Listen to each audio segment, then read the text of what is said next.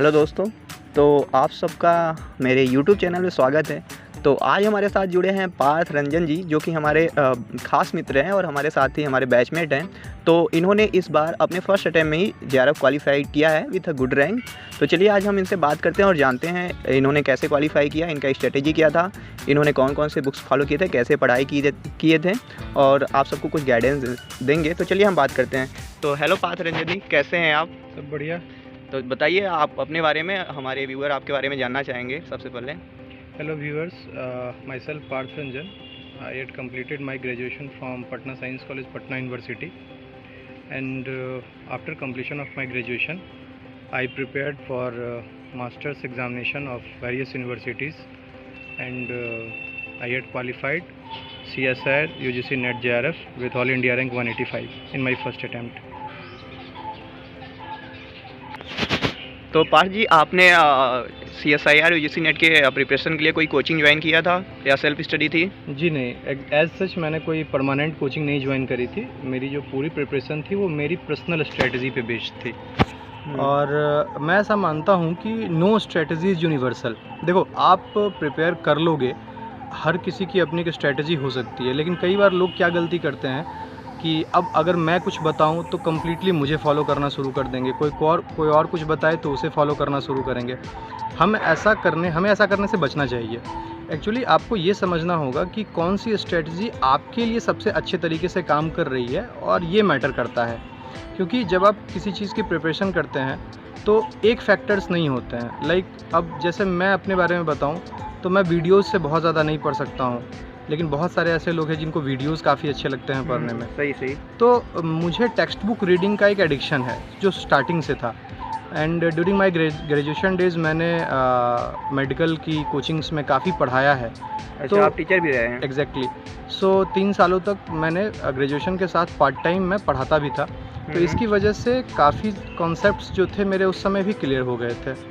आप एक चीज़ को पढ़ते हो और एक चीज़ को पढ़ाते हो, दोनों में आसमान ज़मीन का अंतर होता है। पढ़ाने में आप जितना ज़्यादा उस चीज़ को पढ़ोगे तो वो चीज़ें आपके दिमाग में बहुत ज़्यादा खुलती है। द नेक्स्ट थिंग इज़ कि एक सबसे यहाँ पे मैं आपको टेक होम मैसेज ये कहूँगा कि आप इस बात पे ऑब्जर्वेशन डालो कि स्ट्रेटजी का कौन सा हिस्सा आपके लिए वर्क कर रहा है, कौन सा हिस्सा आपके लिए वर्क नहीं कर रहा है। उनको ये पता नहीं होता है कि उनकी प्रोग्रेस क्या है, बस उन्हें ये लगता है कि 13 यूनिट्स का कंप्लीट वीडियो वो देख लेंगे, उनका सिलेक्शन हो जाएगा, जबकि ऐसा है नहीं।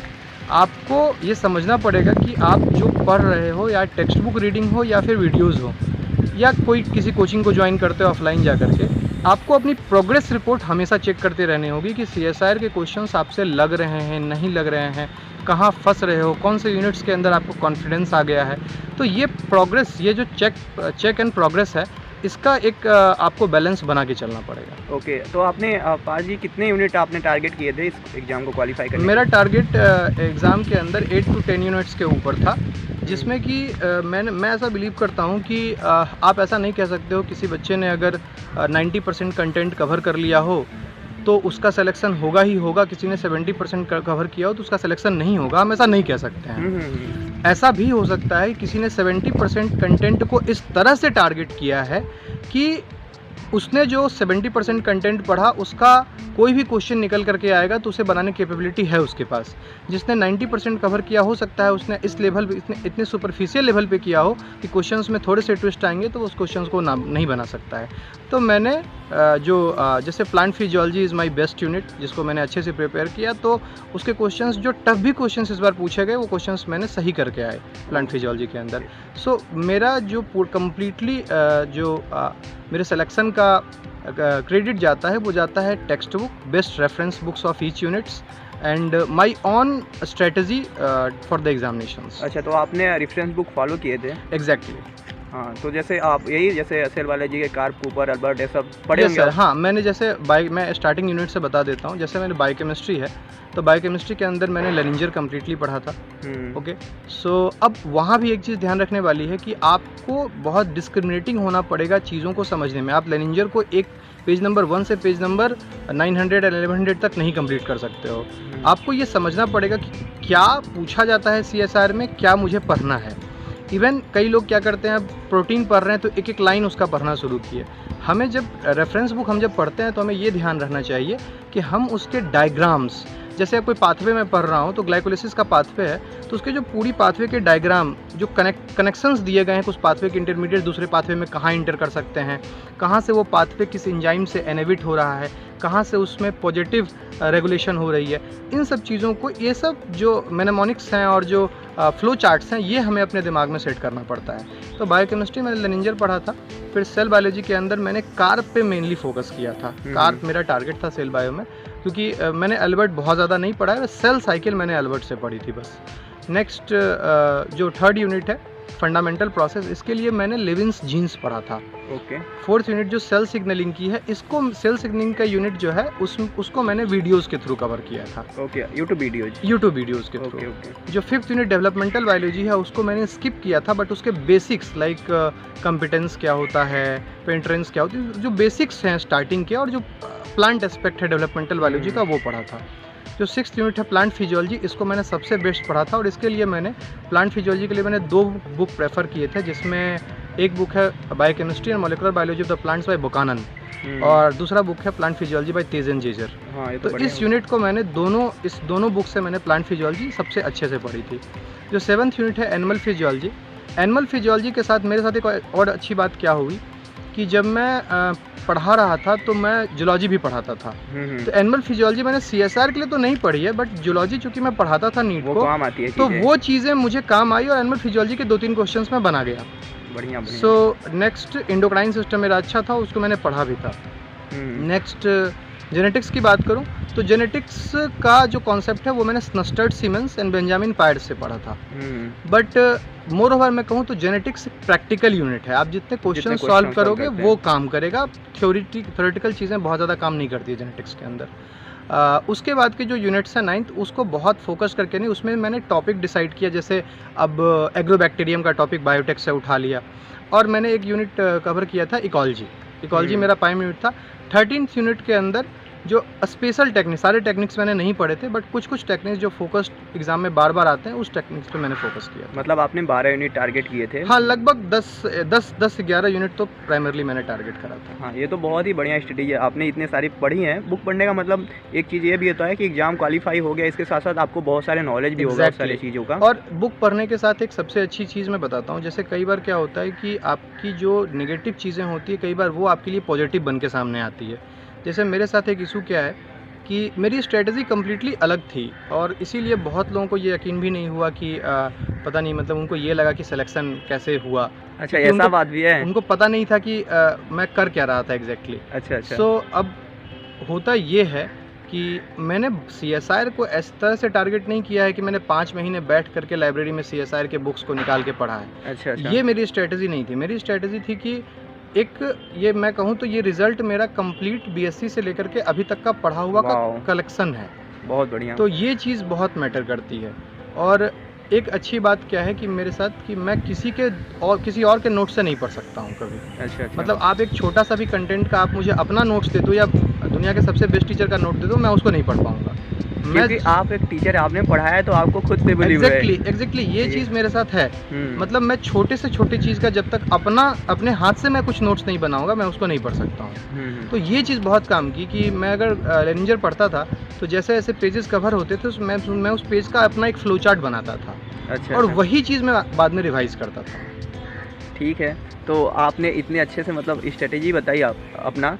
तो यहाँ पे हमारे एक साथ जूनियर भी जुड़े हैं, तो देवेश अपना क्वेश्चन आप पूछ सकते हैं। भैया, सबसे पहले मेरा क्वेश्चन ये है कि कंफ्यूजन रहता है कि सेल्फ स्टडी से क्या क्लियर होगा, और आपने बताया कि सेल्फ स्टडी से क्लियर होगा, तो ये जो कोचिंग्स हैं अनअकैडमी वगैरह, उनका क्या यूज़ है? देखो, मैं बताता हूँ, कोई भी चीज़ को ना, मतलब कभी भी किसी चीज़ को कम्प्लीटली तुम अपना सब कुछ मत बना लो।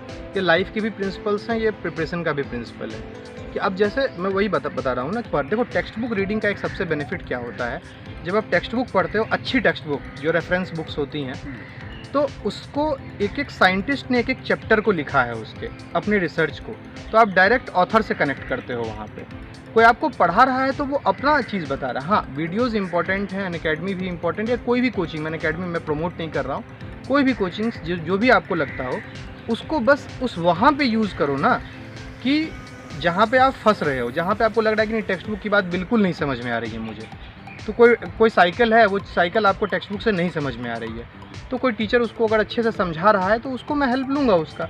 लेकिन इसका मतलब ये नहीं है कि मैं कम्प्लीटली उस टीचर पे ही डिपेंड हो जाऊँगा हर चीज़ समझने के लिए। Dependency leads to your degradation. Exactly. और एक चीज़ ये भी होता है, मैं यहाँ पे कुछ जोड़ना चाहूँगा, दीमक के बारे में एक चीज़ कहा गया है। हमारे BHU के अंदर एक प्रोफेसर थे, वो कहा करते थे कि किताबें चाट जाती हैं दीम के, लेकिन उनको पढ़ना नहीं आता। तो ऐसा भी नहीं हो, मतलब किसी भी चीज़ बैलेंस बनाओ। बैलेंस, मैं कह रहा हूँ ना, एक बैलेंस बहुत ज़रूरी है। मतलब टेक्स्ट बुक जो होती है ना, वो बहुत अच्छी चीज़ है। उसकी रीडिंग की हैबिट अगर तुम्हें रहेगी ना, खुद से नोट्स बनाने की हैबिट तुम्हें रहेगी, खुद के मेनोमिनिक्स बनाने की हैबिट रहेगी, फ्लो चार्ट्स खुद से बनाओगे, तो जितनी भी, देखो एक चीज़ समझो, पढ़ाई ये होती है ना, जब तुम कोई चीज़ पढ़ रहे होते हो तो तुम पढ़ते हो, तुम बोलते हो, तुम लिखते हो, तुम्हारा पूरा सिस्टम इंगेज होता है उसमें, समझ रहे हो। जब तुम वीडियोज़ देख रहे हो तो बस तुम देख रहे हो, सुन रहे हो। तो एक कंप्लीट सिस्टम का इंगेजमेंट हमेशा रेफरेंस बुक रीडिंग से आती है।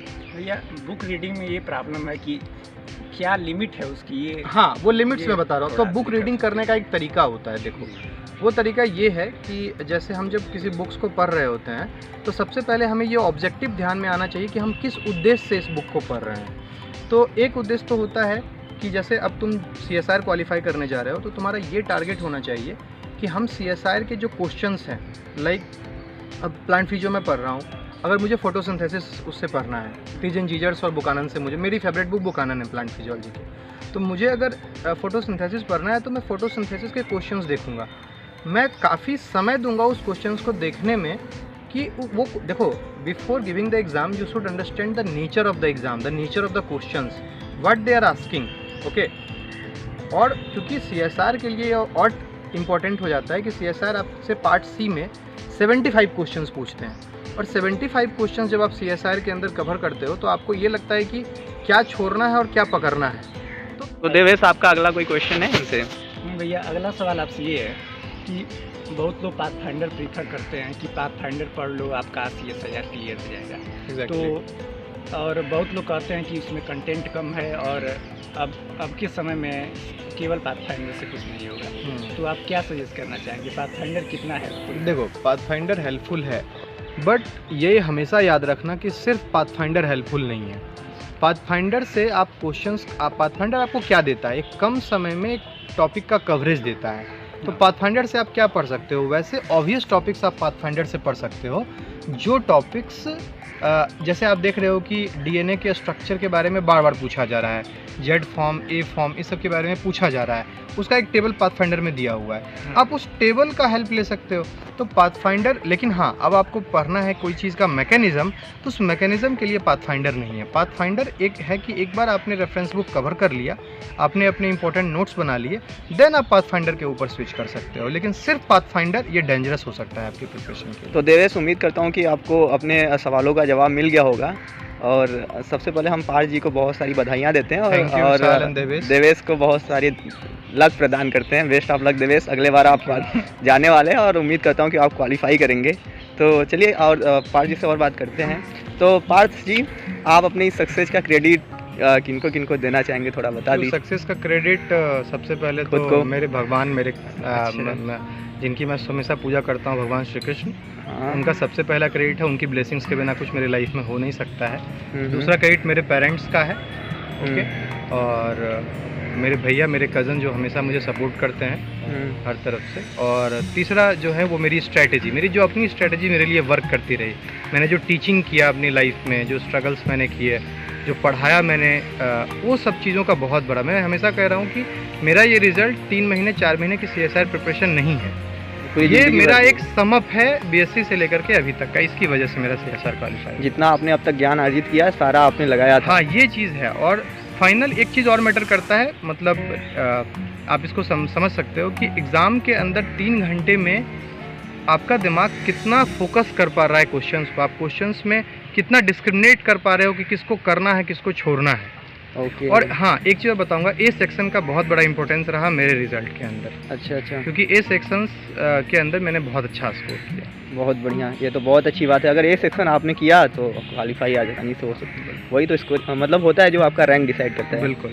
तो ठीक है, और कुछ आप ऐड करना चाहेंगे यहाँ पे? ऐड यही बस, आप अच्छे से प्रिपरेशन कीजिए और स्ट्रेटजी हमेशा अपने अकॉर्डिंग बनाइए। दूसरों की स्ट्रेटेजी फॉलो करेंगे तो उसमें लग जाएंगे, फंस सकते हैं, क्योंकि आपकी बिल्कुल। स्ट्रेटेजी है आप ये हमेशा स्ट्रेटजी देखिए, 2-4 मतलब बहुत से बहुत 15 दिन में आपको ये पता चल जाएगा कि आपके लिए क्या काम कर रहा है। वही बिल्कुल ये चीज़। तो आपको आगे कुछ बताना नहीं है अभी? Thank you.